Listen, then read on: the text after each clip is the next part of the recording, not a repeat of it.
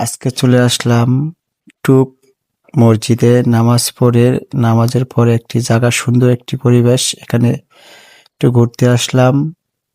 জায়গাটি দেখে আমার খুবই ভালো লাগছে, তাই আজকে জায়গাটি ঘুরে পাহাড়ে উঠলাম, আবার নামতাছি।